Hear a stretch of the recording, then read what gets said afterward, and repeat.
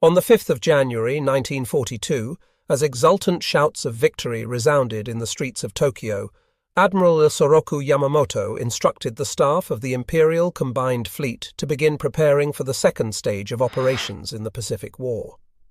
His study of the situation, reports on the Philippines, Malaya, and points south, indicated that Japanese troops in a few months would be in control of East Asia and the other areas they had attacked in December. So Yamamoto told his Chief of Staff, Matome Ugaki, that he wanted the plans to be completed by the middle of February. The speed with which the Japanese had conquered the Western Pacific astounded the planners in Tokyo and brought about sharp disagreement within the Imperial General Staff. The ardent military nationalists wanted to press on as long as Japan was victorious, no matter how far afield such planning led. Another group, represented by Admiral Yamamoto, had been less than enthusiastic about the opening of war with the United States and Britain and worried about the future. One reason Yamamoto was at sea aboard the Combined Fleet flagship Yamato was that friends on the Imperial General Staff had worried that if he remained in Tokyo he would be assassinated because of his public opposition to unlimited war. Even now his opinions were no secret from those around him. His Chief of Staff, Admiral Ugaki, wrote in his diary about the need for far-sighted statesmanship following this first month of glorious victory. Those were words that Yamamoto often used in warning that Japan could not war on the Western powers and hoped to win in the long run. Yamamoto's open criticism of the politicians was aimed at Prince Konoye and others who did not seem to know what sort of war Japan should wage in the Pacific. 3 months before Pearl Harbor, Yamamoto had met with a friend, Ryoichi Sasakawa, president of the ultra-nationalist Kokusue Dome organization at the Imperial Navy Club in Shiba. Yamamoto, warning his friend that war was inevitable because of decisions taken by the politicians, said that at first we'll have everything our own way, stretching out like an octopus spreading its tentacles. And now, just a month after the war had begun, the octopus was spread almost flat. Yamamoto, however, had also warned his old friend that the euphoria could not last. The time, he said, for political action was the moment that Singapore fell. That disaster would unsettle the British in India, and they would undoubtedly be willing to listen to talk of peace. Yamamoto knew the British well. He had been a member of the delegations to the London naval conferences of 1930 and 1934. He also knew the Americans, and he had been Japanese naval attaché in Washington from 1926 to 1908. He agreed that once war was started by the politicians, a major victory must be won quickly. But when that victory was achieved, he believed Japan would have only a year and a half to bask in glory. "We must get a peace agreement by then," he told Sasakawa, and he looked to this old friend to carry the word among the right-wing political leaders who were in power. On January 5, the victory seemed close at hand. The American battleship fleet had been put out of action at Pearl Harbor on December 7. The British battleships Repulse and Prince of Wales had been sunk off the Malay coast. In the Philippines, Manila and the United States naval base at Cavite had been captured. The British had surrendered at Hong Kong, and Japanese forces were on their way to new landings in the Dutch East Indies, at Rabaul, on New Ireland, Amboina, and in the Solomon Islands. The attack at Pearl Harbor, however, had not accomplished all Yamamoto had hoped for, the destruction of the major elements of the United States fleet. The aircraft carriers which had been at sea were unharmed and represented a constant threat. What was needed was a spectacular achievement, and Yamamoto did not expect the fall of Singapore for 5 or 6 months. It came on February 15. He believed that if he was to achieve his goal of setting up the stage for negotiation, he must move in another direction. But the question before his planners was where to strike next. The army vetoed Yamamoto's suggestion for an attack on the Soviet Union. Such a war would be fought almost entirely on land, and the army was heavily occupied in China and Southeast Asia, so 3 other ideas were offered. Yamamoto's favourite was to attack in the Indian Ocean, invade Ceylon, draw out the British Far Eastern Fleet and destroy it as Yamamoto had destroyed the American ships at Pearl Harbor, and then push into the Middle East to link up with the Germans, who were driving toward the Soviet oil fields in the Caucasus. Thus, the Japanese Navy would be assured of all the oil it needed. The army refused to consider a Middle Eastern operation, so only 2 plans were left. 1.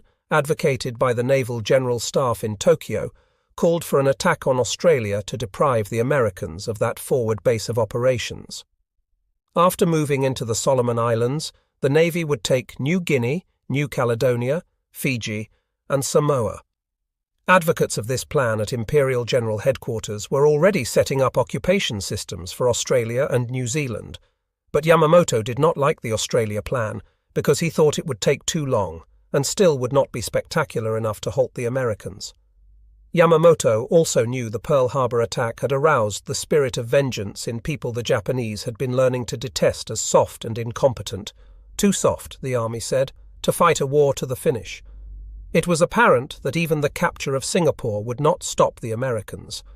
Yamamoto wanted a victory that would make it possible for Japan to extend a generous olive branch. In January, Yamamoto ordered another plan drawn, and 2 months later sent officers to Tokyo with the document, designated the MI Plan, which envisaged a battle off Midway Island, where the American carrier force would be destroyed. He also sent to Tokyo the AL Plan, which detailed the invasion of the North American continent via Alaska. If all went well, Hawaii would be occupied, and later perhaps the West Coast.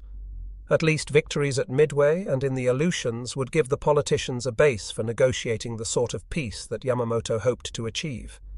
In Tokyo, the admirals quarreled around the conference table in the Navy Ministry, but in the end, Yamamoto had his way.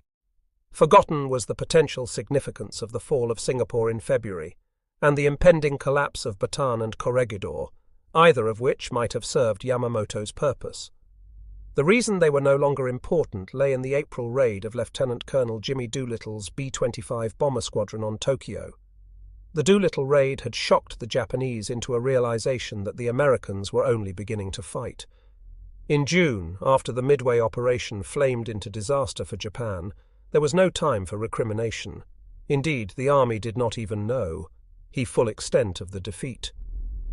The news of the destruction of 4 big fleet carriers was carefully suppressed, so that it was known only at the highest levels of the Navy.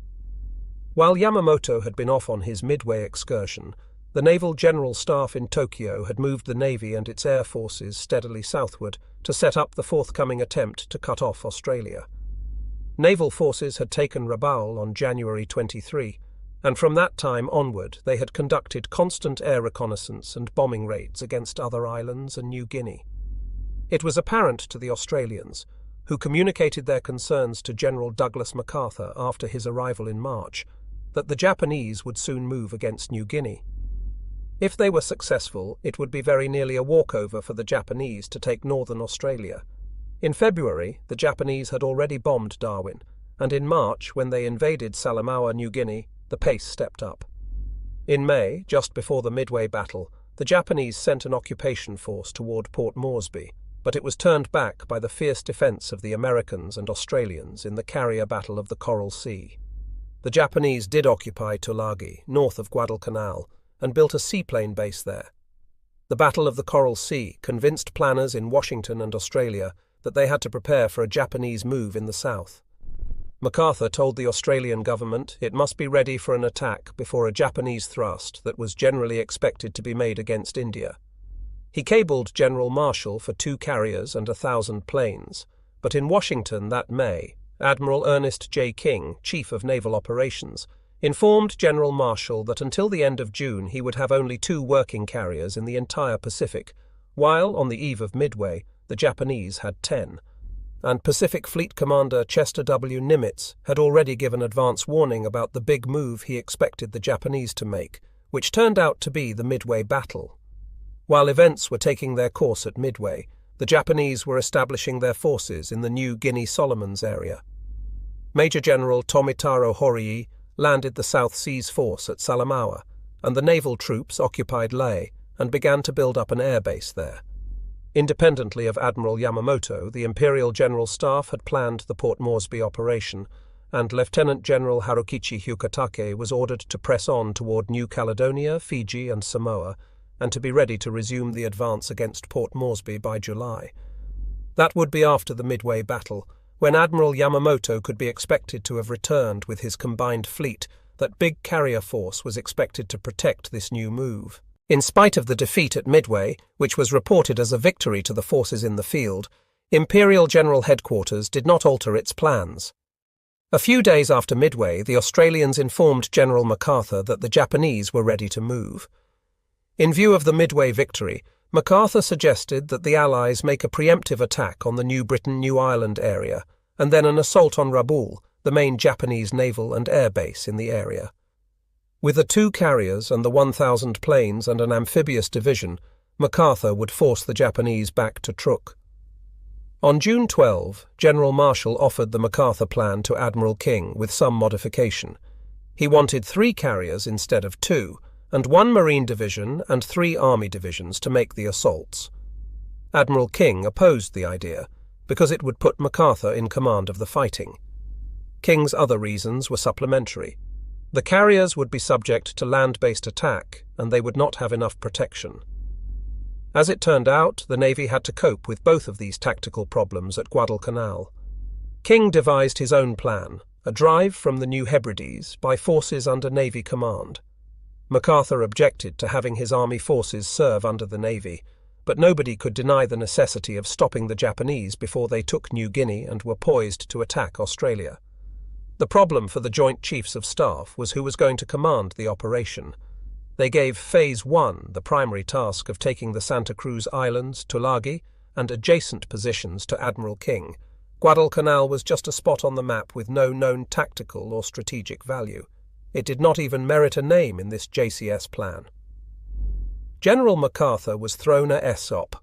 After Phase 1, he was to take over and mop up the Japanese in the rest of the Solomons, Rabaul, and New Guinea.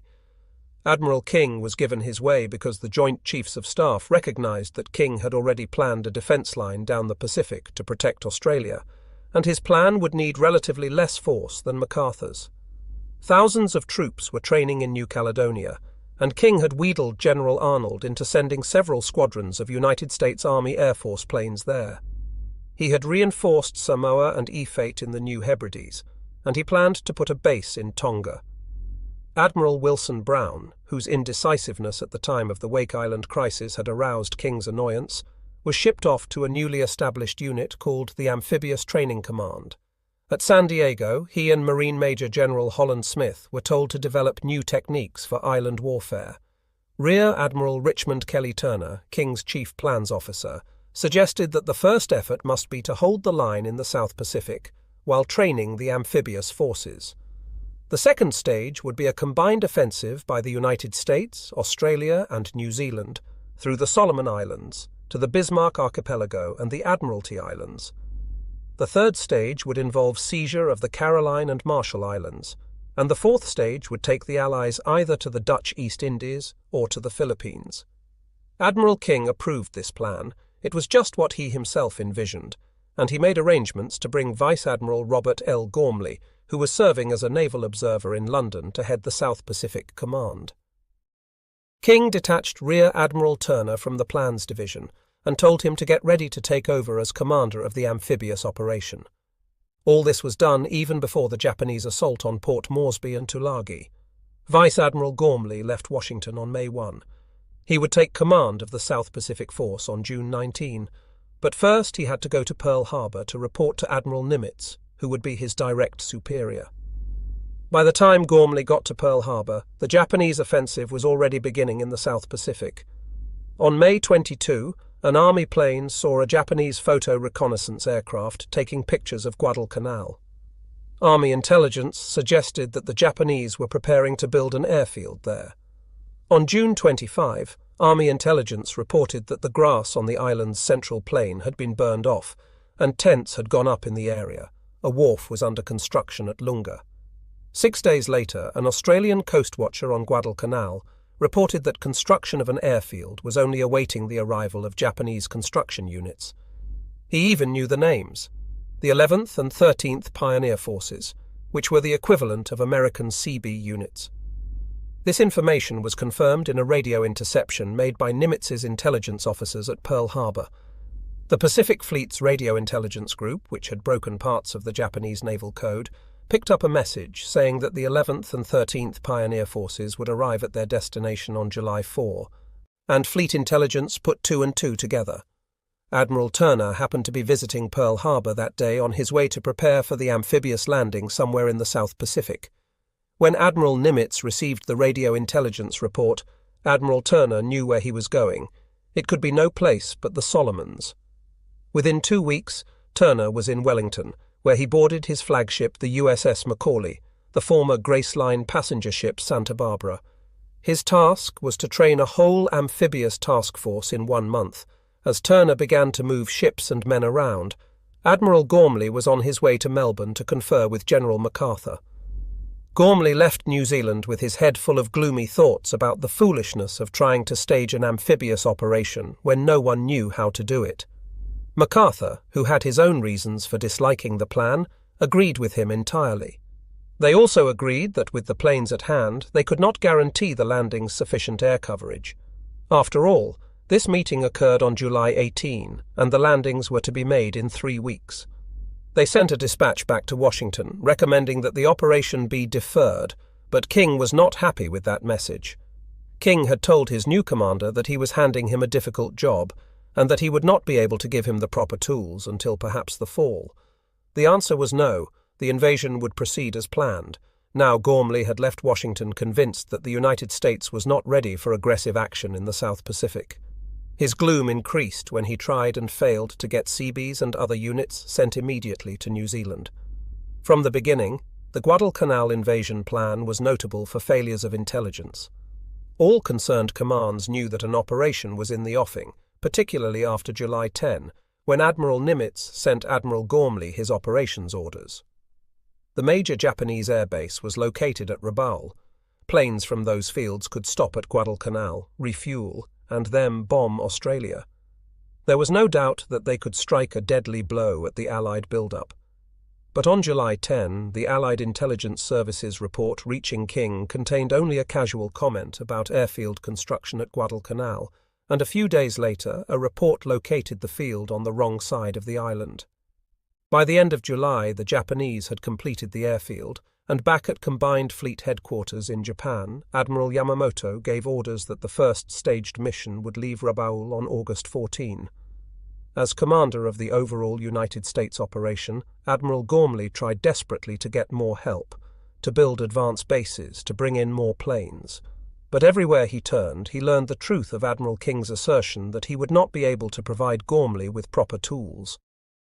The supplies of the invasion forces, for example, were loaded hodgepodge aboard the transports.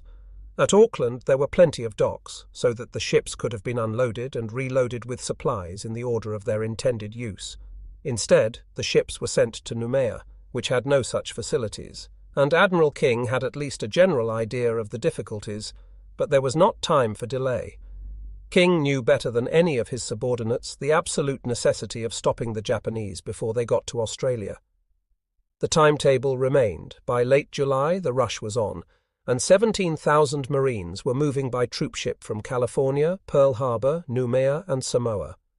Admiral Gormley was too busy to hold a conference of his commanders, but on July 28, Admiral Frank Jack Fletcher, who was supposed to be in tactical command, called a meeting aboard his flagship, the carrier Saratoga. For the first time, the tactical unit commanders met to talk about the invasion, and Admiral Fletcher was to protect the invasion with his task force. Admiral Turner was to deliver the troops of Marine General Alexander Vandergrift. Once the Marines had taken the island, garrison troops would be brought in, but so hastily was this operation called that no one had made provision for any troops to be held in reserve. There were no more men available in the South Pacific. The meeting on the Saratoga was not a happy one. Fletcher began by announcing that he would protect the landings at Guadalcanal for only 2 days. He insisted, and Gormley's staff members at the meeting concurred, that the carriers must not be risked. Fletcher was gun-shy because he had lost the Lexington at Coral Sea and the Yorktown at Midway. His thinking went no further than that. In fact, Fletcher said at the meeting that the whole operation was cockeyed, hasty, and doomed. Admiral Turner, who had a better idea of the global military picture than any other man in the cabin that day, chided his superior. There was no point in that sort of argument, he said, and the decision had been made to risk all. It was their job to carry out orders. Fletcher ought to have known all that. After Coral Sea, Admiral King had been so displeased with Fletcher's constant avoidance of action that he had insisted Admiral Nimitz ascertain the condition of Fletcher's fighting spirit. Nimitz was a kindly man, and he liked Fletcher. He had given the carrier commander a pep talk, and then, when the Battle of Midway was won, Fletcher, who was in command there, could hardly be faulted. But on the eve of the first American offensive operation, to warn the troops and the men of the support ships that he was going to desert them in 48 hours was a most inauspicious beginning. The rehearsal for the Guadalcanal invasion was staged on July 28 and lasted 3 days. The scene was Coral Island near Fiji. Only a third of the assigned troops managed to get ashore, and when they did, they didn't know what to do. General Vandergrift regarded the mock-up as a complete bust, but there was no time even to second-guess. On July 31, the Marines were back aboard the transports, heading for Guadalcanal. On the afternoon of August 6, as the task force of 75 ships neared the Solomons, Admiral Fletcher nervously broke away with his carriers. He would have his planes over the landing force as promised, but the 26 ships of the carrier group were being taken as far from harm's way as possible. If American intelligence was so faulty as to permit the Japanese build-up of the airfield at Guadalcanal, Japanese intelligence was faultier, for as the United States invasion fleet massed in the South Pacific, the Japanese had no inkling of a forthcoming attack. In July 1942, the Japanese army was preoccupied with trying to capture New Guinea as a staging point for its operations against Australia and New Zealand. Major General Tomitaro Horii's South Seas Force landed 2,000 troops near Buna. After capturing Buna, the Japanese planned to construct airfields there as a prelude to a new attack on Port Moresby. So in July, Japanese air power was concentrated against Port Moresby. Bombers and fighters swept over the piers and airfields nearly every day. After the Japanese landings, the Japanese AI forces were also called on to support the beachhead, and in the early days of August, their attention was fixed on the new drive. The combined Australian and American Air Force responded with raids on the Japanese air bases at Lae. During these preparations, Admiral Yamamoto's flagship Yamato was anchored at Hashirajima in Japanese waters. In a leisurely fashion, he was preparing for the forthcoming air operations over Australia, and he would see then what action was to be taken next. In preparation, on August 3, the naval air groups stationed at Lae were brought back to Rabaul to be ready for the Guadalcanal operations that would begin the following week. During the first week of August, the South Pacific skies were cloudy, and only a handful of Japanese search planes took to the skies. None of them found the American armada that was steaming toward Guadalcanal. The Japanese airmen flying out of Rabaul were surprised to encounter American carrier aircraft in the skies around Buna. They had been told that the United States carriers were destroyed at Midway. The pilots assumed that the carriers were operating with Australian forces that had marched across the Owen Stanley Mountains. Actually, they were training for the Guadalcanal invasion. No one in the Imperial High Command or in the field suspected a forthcoming invasion.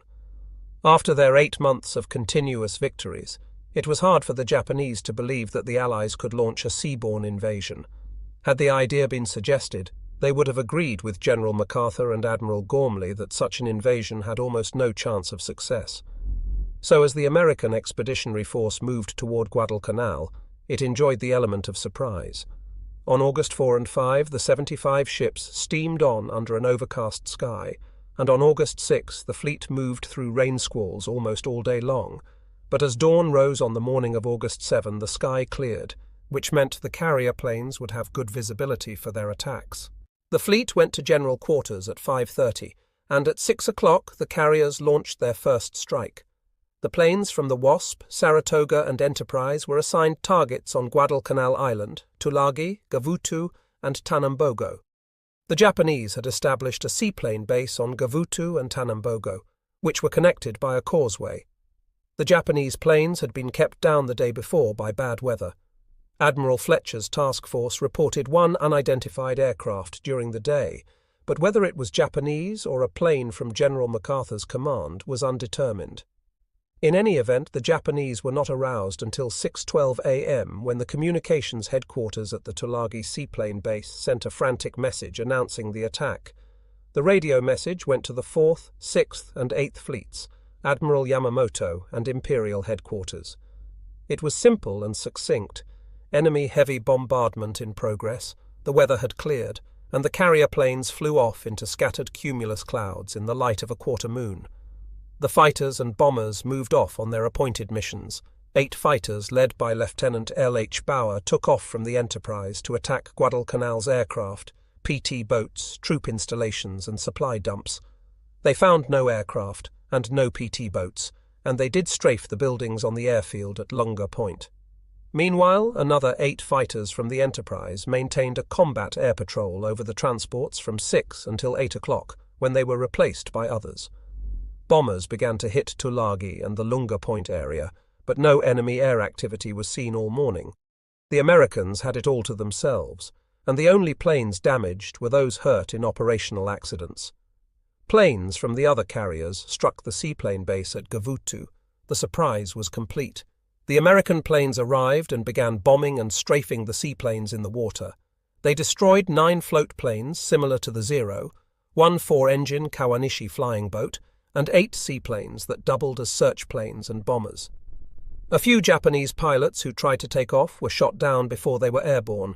Not a single Japanese plane at Gavutu survived the attack. Other carrier planes hit Japanese troop concentrations on Tulagi. Some struck targets on the beaches that the Marines would soon invade. Before dawn, the Marines on the decks of the transports could see the high mountains of the island that was their objective. The transports slipped through the narrow neck that runs between Guadalcanal and Savo Islands into Sealark Channel.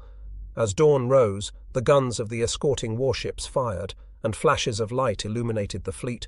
There was virtually no answering fire. The bombardment from the cruisers and destroyers accompanying the troopships started fires along the shore. An oil dump exploded, sending flames leaping into the sky. At 8 o'clock, after 2 hours of bombing and shelling of the island, the landing craft began to move toward the north shore east of Lunga Point. The Marines were nervous. Neither they nor their officers had any practical experience in such a landing, for this was the first American amphibious invasion since the Spanish-American War. At 9 o'clock, troops were landing on Guadalcanal. They met no resistance because the Japanese had fled into the hills. The going was ridiculously easy. The Marines soon saw how completely they had surprised the enemy. They came across wooden barracks that had never been slept in. They found a tent with a breakfast table full of platters and bowls of meat, rice, and cooked plums.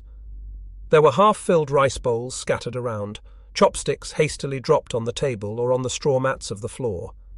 The tents themselves told why the Japanese had left so rapidly. They were torn by shrapnel, and some were knocked flat by the shelling of the naval vessels before the landing. But any Marine who felt like celebrating over the ease with which they had taken their early objectives had some shocks coming. It was true that the Japanese had been surprised on Guadalcanal, and they had not dug in yet, nor created permanent fortifications, because most of the men were construction troops, not fighting men. But over on Tulagi, Lieutenant Colonel Merritt Edson's 1st Marine Raider Battalion and the 5th Battalion of the 2nd Marines had encountered stout resistance. About 250 Japanese were located on this island. The Japanese were troops of the Yokohama Air Base Detachment under Captain Hasike Miyazaki. They were experienced and dedicated fighters. Edson's 1st Raiders were the toughest American troops in the Pacific. They were all volunteers, chosen from the ranks of a force known for its fighting qualities. The Raider concept had come from Lieutenant Colonel Evans Carlson's recommendation for creation of a commando force, and Carlson's experience had included a service tour of several months with the Chinese Communist 8th Route Army in its guerrilla struggles against the Japanese in North China. Edson's raiders had trained for many months under Spartan conditions, and when they came to Guadalcanal, they already had a powerful reputation. As it turned out, they would need every trick they had learned and would learn some new ones. This invasion was the first contact between highly trained American troops and seasoned Japanese veterans since the war had begun in December. The Japanese had a reputation even more fearsome than that of the Raider battalions, gained through the phenomenally rapid march of their forces through the Philippines, Malaya, and the East Indies. For months, Tokyo had crowed over its victories, and half the world had come to believe the Japanese were invincible, a reputation the Imperial High Command was pleased to encourage. Tulagi, then, was in a sense the first testing ground. Edson's troops landed at 8:15 a.m. on the northwestern part of the island, and at the beginning the going did not seem much harder than it was on Guadalcanal. They encountered some resistance from a few outposts. The northwest part of Tulagi was covered with thick jungle, small trees, vines, and bougainvillea, with its beautiful leaves and sharp thorns. At first, the terrain seemed to be the worst obstacle. Edson lost only one man, and that one to a sniper as the Marines hit the beach. Edson planned to move inland to a ridge that ran the length of the island, and then work along the top of that ridge, clearing the slopes as they moved south. But the terrain was so difficult that it took 3 hours for the men to chop their way along 1.5 miles of rising ground. Having reached the ridge line, the Marines moved ahead, came out of the jungle, and ran straight into the central Japanese defences, built on the hillside. The Japanese had constructed dugouts and rock embrasures, and had placed their machine guns carefully to create interlocking fields of fire. The Japanese defence was based on keeping the enemy below them, but the Marines found that by crawling up the cliffs they could drop charges of dynamite and grenades into the dugouts, and that was the method they had to use to advance. Once a dugout was blown, it still was not safe.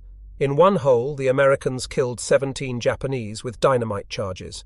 One Marine spotted a radio inside and went in to retrieve it. There were still 2 Japanese soldiers alive, and they shot him and another man who came after him before they were killed. One section of Marines took on this defence position in the centre of the island, while the centre and left flank of Edson's force pushed down the ridge. But even along the ridge line the going was not easy. One company suffered 15% casualties that first afternoon. The frontal resistance was stiff, but with the Japanese, frontal resistance was only half the battle. Snipers seemed to be everywhere, tied in trees, in the tops of buildings, behind rocks. A favourite tactic of the snipers was to let the forward element of a Marine unit pass, and then begin shooting at the men from behind. This move almost always meant death for the sniper, but usually not before he had caused several casualties. And one thing the first raiders learned that day was that the small .25 caliber Japanese rifle and machine gun slug were more apt to wound than to kill, which from the Japanese point of view was satisfactory, since it took additional troops and resources to care for the wounded. During the afternoon, the raiders drove along the ridge until they ran into a 3-sided ravine, whose floor was an old British cricket field. The Japanese had dug into the ravine walls and established the fields of fire that would become so familiar in later months. As the Marines moved up, they ran into crossfire, and Edson stopped because darkness was coming, and this was no time to be probing known dangers. That night, the Marines on Tulagi had another new experience. The Japanese, knowing they were outnumbered with no chance of survival, staged one of the desperate counterattacks for which they would become infamous. They waited until the Marine perimeter was quiet. Then at 10:30 a.m. they broke through between 2 companies and surrounded one of them. The Marines fought in their foxholes and in the open, using guns, machine guns, grenades, and knives. The Japanese came along the ridge toward Colonel Edson's command post and reached a point 50 yards from him. Finally, the Marines overpowered the Japanese and threw them back, but not before one company had lost half its non-commissioned officers. The next day, August 8, more troops were landed on Tulagi, until there were 7,500 on that side of Sealark Channel. Edson's raiders and men of the 5th Battalion of the 2nd Marines began moving again toward the southeastern end of the island. One by one they attacked the dug-in machine gun positions on the steep sides of the old cricket ground. From one cave they removed 35 dead Japanese, some of them already rotting and stinking, but some killed in the last moment of defense of the position. From this, the Americans deduced properly that the Japanese tactic was to hold a position until the last unless ordered to retreat, proof of the discipline of the Japanese armed forces. Those troops who surrendered on Guadalcanal were mostly members of labor battalions, not combat troops. The raiders that second day encountered dozens of examples of a spirit they had not seen before. In one dugout, they cornered 3 Japanese officers, who at the end had only one loaded pistol among them. As the Marines were ready to make the final assault, they heard 3 shots. When they entered the dugout, they discovered 3 bodies and an empty pistol. One officer had fired all but his last 3 rounds, then shot his 2 companions and himself. In those first days, this suicidal attitude surprised the Marines. It was hard for an American to understand how cornered or wounded men with no hope of survival in their hole, knowing that the enemy had an enormous material and numerical advantage, would almost invariably choose death to surrender. It took some getting used to, but after a few Japanese had pretended to surrender, only to pull out guns or bayonets to attack their captors, or to explode grenades to kill themselves and their enemies, the Marines took the Japanese on their own terms. Thereafter, there was virtually no further attempt to persuade Japanese soldiers to surrender. Tulagi was brought under control on that second day, although not all the Japanese on the island had been killed. For days afterward, Japanese snipers harassed the American troops, until the last sniper was killed. One gets a feel for the stubbornness of the fighting on Tulagi in the experience of Gunnery Sergeant Angus Goss. He had gone ahead of his men to attack a cave near the cricket field. The Japanese had fired sporadically from that position. He moved up close enough to throw hand grenades into the cave, and the Marines had been trained to pull the ring pin of the egg-shaped grenade, throw, count slowly, and hear the explosion. Sergeant Goss pulled the pin, threw, and counted. On 6, the grenade was lobbed back out of the cave, and he had to duck to escape the blast of his own weapon. After another identical experience, he held the grenade for 3 seconds, then threw 4, 5, 6, and out it came again. Sergeant Goss called for a satchel charge, a bag filled with dynamite, usually used to blow buildings. He thrust in the charge, primed it, and ran back a little. The Japanese thrust the charge out of the mouth of the cave. The dynamite exploded and drove a rock splinter into Goss's leg. The wound was not serious enough to fell him, but it hurt enough to infuriate him. He picked up his submachine gun and dashed into the cave, spraying fire. He killed 4 Japanese soldiers and counted 8 others who had died earlier. If possible, the fighting on Gavutu and Tanambogo was worse than that on Tulagi. The landings there came in the middle of the morning. Not many troops were committed, because no one expected to find many Japanese there. But since the seaplane base was on these islands, the Japanese had fortified them, and the Marines ran into trouble. The Japanese were surprised and had still not recovered from the bombardment and aerial attack that had destroyed their seaplanes, so the first troops ashore were met by rifle fire only. But when the second wave of Marines reached the beach, the Japanese had organized about 500 yards back, and the fire was intense. The third wave came under fire before the landing craft reached shore, and the casualties were heavy. Gavutu and Tanambogo were both dominated by small hills, not quite 150 feet high, but above the sea-level landings. This height was enough. The Japanese had built their defences along the slopes, and they were well supplied with machine guns, automatic rifles, and ammunition. As on Tulagi, each Japanese position had to be taken. They did not retreat, and the viciousness of the fighting on Tanambogo was almost unbelievable. In the early waves, the Marines had landed tanks. The Japanese had come surging toward the Tanambogo dock, where the landings had been made.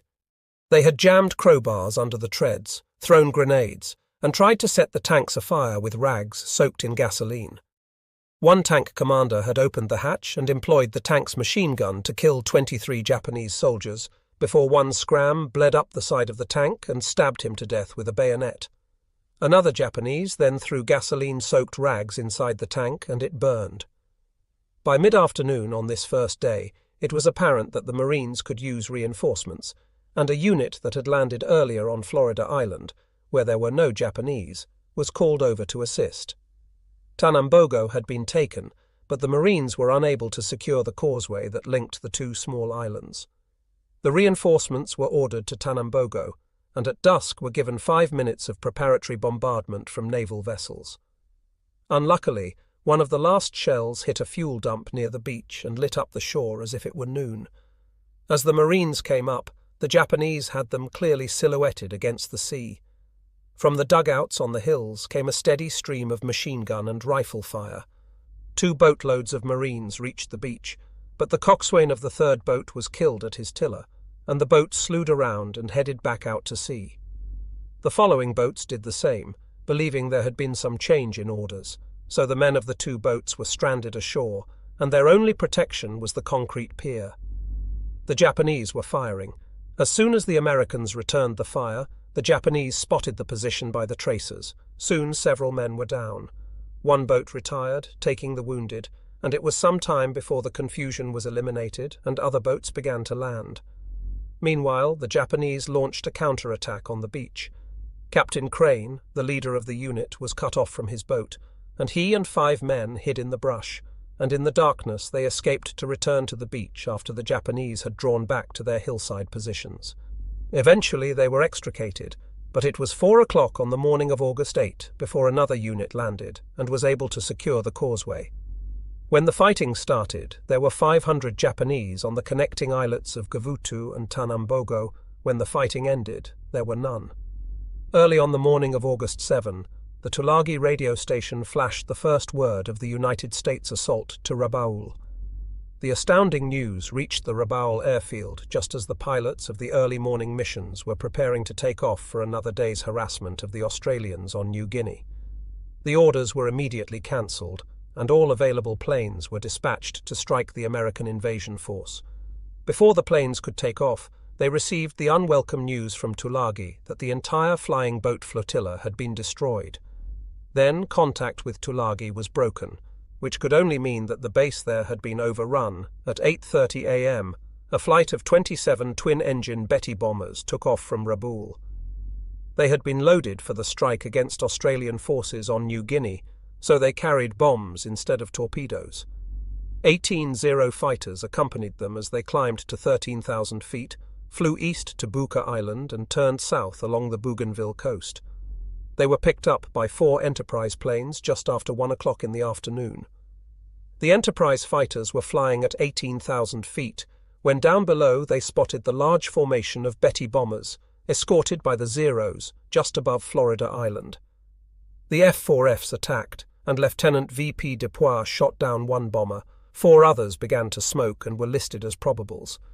But after this initial run, the Zeros joined the fight, and the F-4Fs broke off to take refuge in cloud cover, as they had been instructed to do. They had been hard hit. One of the F-4Fs had been shot down, and Lieutenant Dupois' plane was so badly shot up he had to make an emergency landing on the Wasp. Lieutenant G.E. Fireball led another flight of 6 fighters from the Enterprise, and they found the enemy off Santa Isabel Island. The Zeros came in fast, 10 of them, and attacked 3 of the fighters. All 3 F-4Fs were shot down. The other 3 American fighters attacked the bombers, and Ensign R.N. Diskey shot down 1 Betty. The first kill of a Zero was made by radio electrician T.W. Rhodes, but the Zeros came after them in force, and the F-4Fs ducked into clouds to hide.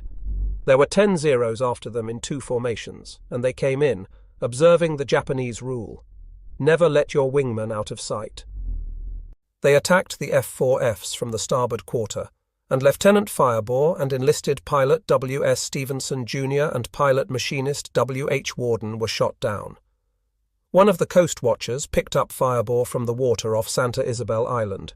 A Guadalcanal coast watcher sent a canoe to rescue Warden off that same island, but Stevenson was not found. Aboard the other carriers, the story was much the same. The bombers were much easier targets. 6 fighters of Flight 323 ran into enemy bombers off Lunga Point and shot down 4 of them. Machinist D.E. Runyon destroyed 2 single-handedly, just after 2:30 a.m. in the afternoon. When the Japanese Betty bombers and Zero fighters began their run over the islands, coast watchers were on the alert. Paul Edward Mason, a copra planter in peacetime, was stationed on Malabita Hill on Bougainville, overlooking Buin. At 9 o'clock in the morning, he sent a message that 24 Japanese bombers were heading toward Guadalcanal. They were still 400 miles, or 2¼ hours away from the target, when that message was broadcast back from Pearl Harbor to the fleet. That message reached the invasion fleet in plenty of time for preparations. The reaction of HMAS Canberra, one of the Australian cruisers, was typical. When the word came, the boatswain's mate piped the message: "The ship will be attacked at noon by 24 torpedo bombers. All hands will pipe to dinner at 11 o'clock, and the torpedo bombers came in right on schedule. The United States fighters climbed above them to 20,000 feet as the bombers reached the north shore of Guadalcanal and looked down on the invasion fleet at noon. The American carrier fighters and the guns of the ships were ready for them. For the first time in the South Pacific, the Japanese were feeling the results of counterattack. the American fighter planes were quite effective against the twin-engine bombers. Of the 24 Bettys that finally arrived over Guadalcanal, all but one were shot down, and the only damage sustained in that first attack was to the destroyer Mugford, which was hit by a bomb. Against the Zero fighters, however, it was a different story. Pilot officer Saburo Sakai, Japan's leading ace, was among those 18 chosen for their skill to make this first long-range mission. Over the target, the Japanese force was jumped by F-4F Wildcats from the carriers, and they went in straight for the bombers, ignoring the Zeros. The Zeros protected the bombers as well as they could, but then turned to the American fighters. Sakai was puzzled by the American tactics.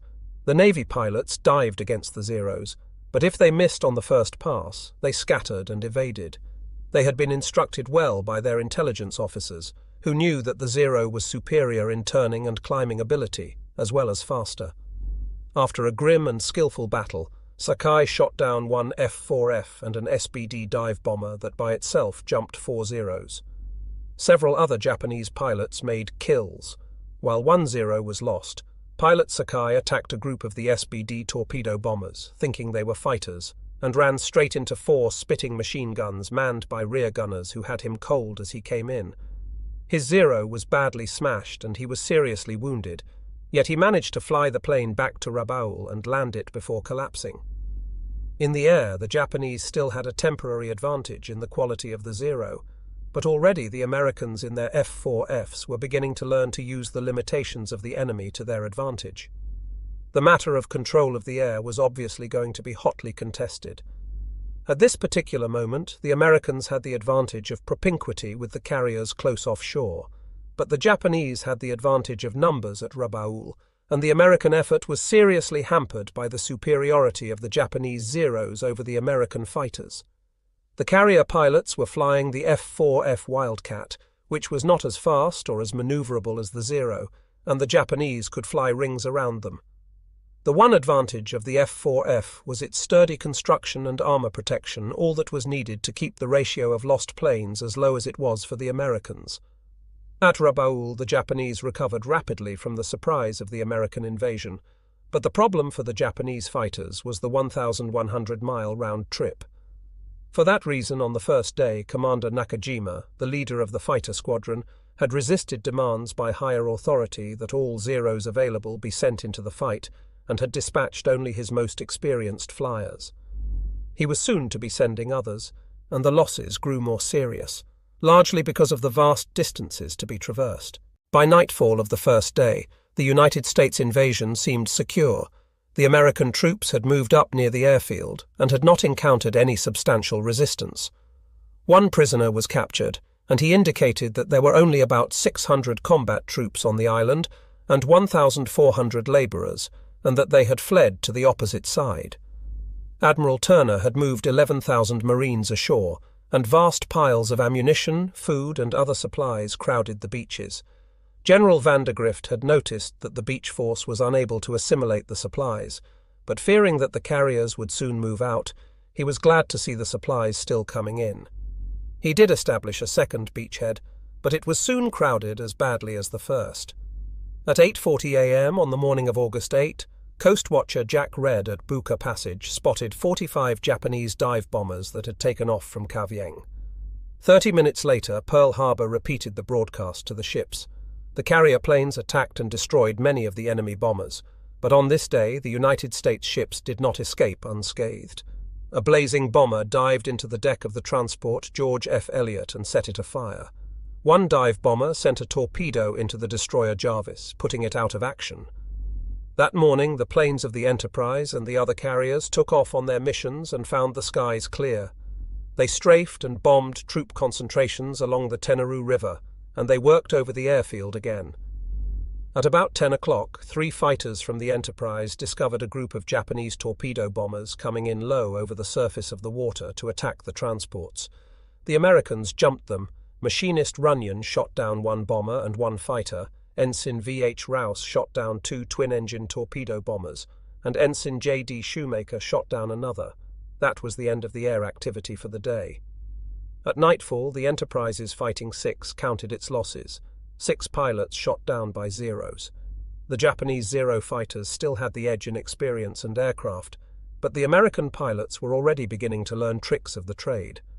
The commander of the Enterprise Air Group concluded that the Zero had 2 major weaknesses: limited firepower and inability to withstand punishment.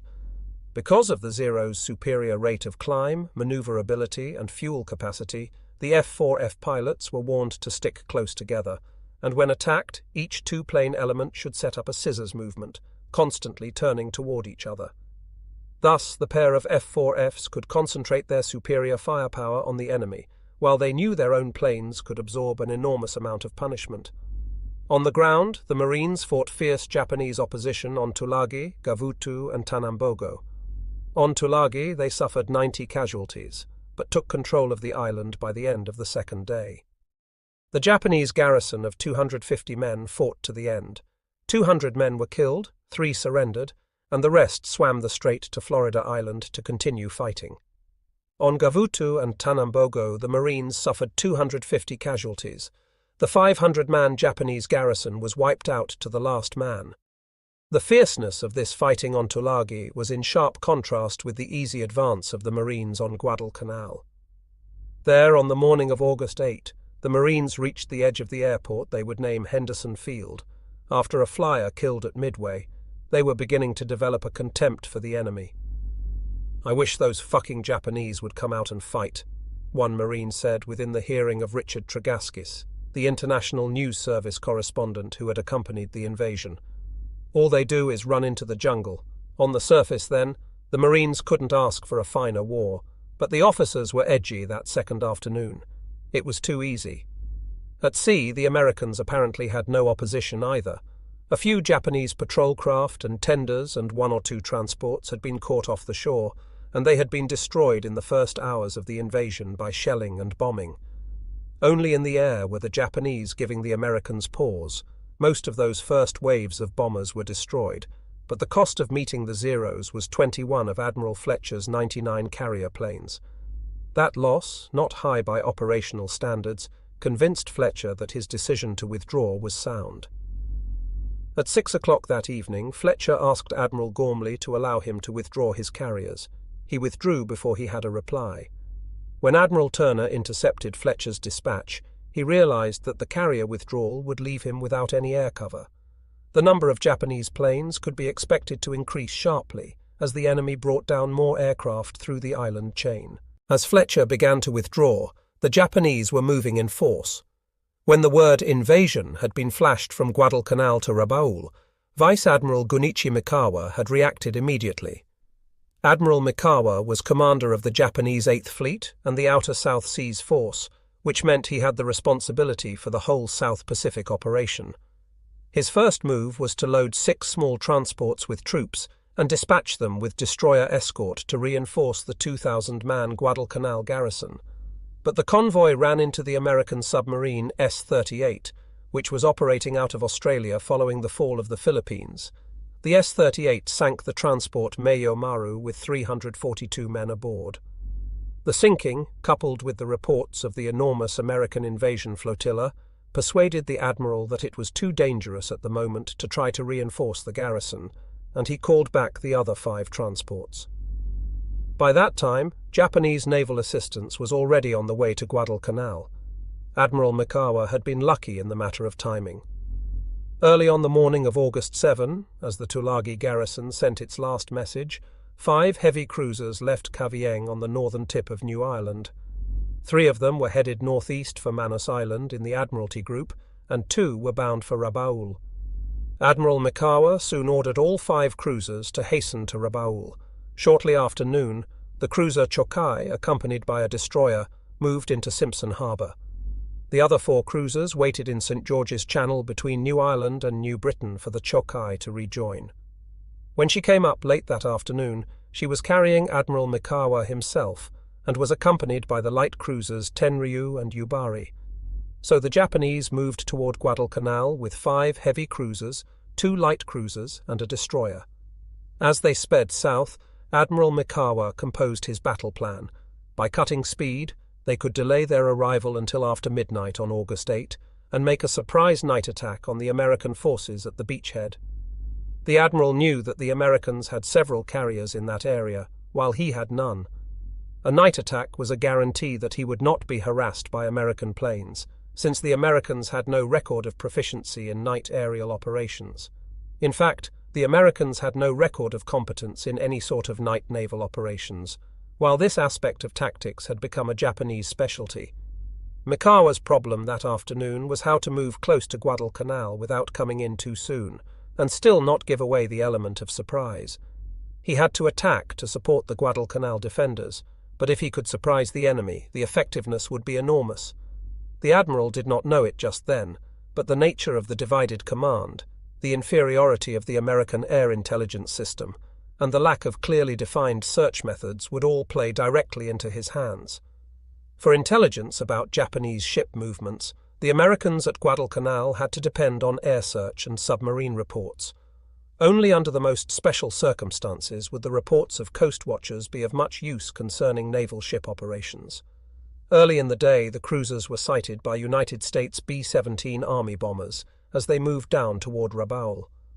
On the evening of August 7, the Mikawa force was sighted by the S-38 just as it came out of St. George's Channel. That night, the commander of the S-38 reported the contact to Brisbane, but those two reports were not given much credence by American naval commanders, because Rabaul had become the Japanese Navy's forward base, and it was quite normal for ships to move in and out. The Americans saw no indication that the ships in question were steaming toward Guadalcanal. Admiral Gormley was responsible for the coordination of all elements of the American attack, but to secure air searches, he had to depend on several sources. First were the long-range B-17 bombers of General MacArthur's American Army Air Force and the Australian Army Air Force, part of MacArthur's command, which operated independently. Second was Admiral McCain's land-based Naval Air Force, which included a number of seaplane tenders and PBY patrol bombers. General MacArthur's planes were to take responsibility for the search of the Bismarck Islands, concentrating on the big naval and air base at Rabaul. McCain was to watch the northern approaches to the region, which meant Truk and the Marshalls. Admiral Fletcher's carrier planes were supposed to make short-range searches, but actually made none at all. Fletcher was bemused with his worries. Admiral Turner had looked at his charts and seen that the Japanese had a marvelous approach to the island of Guadalcanal along the west coast of Bougainville. Straight down between Choiseul Island and Vella La Vella, past Colombangara, between New Georgia and Santa Isabel, and then between Florida Island and Guadalcanal's north coast. The lane was christened the Slot. Soon it was to become infamous in American naval history. On the morning of August 8, 4 PBYs were scheduled to fly from Nandi on a 700-mile-long triangular pattern whose apex was the Fiji Islands. They would come up almost due west of Santa Cruz Island. 6 PBYs would fly search patterns from Espiritu Santo, northeast over the Santa Cruz Islands, and end at a point slightly above the Bismarcks, but far to the west of the Japanese task force. 6 PBYs would spread out from Malaita across the Slot from Guadalcanal to search an area north and west of the Slot. 3 B-17s were to search north of Guadalcanal on the night of August 7. When Admiral Turner studied the search plan for the following day, he found the Slot was completely uncovered. He asked Admiral McCain for a special search there the next day, but somehow between Admiral Turner's flagship, Admiral McCain's headquarters, and the seaplane tender Mackinac at Malaita, the message was lost. The search was never made. Thus, on August 8, the Americans had left uncovered the most obvious approach of any enemy naval force to Guadalcanal.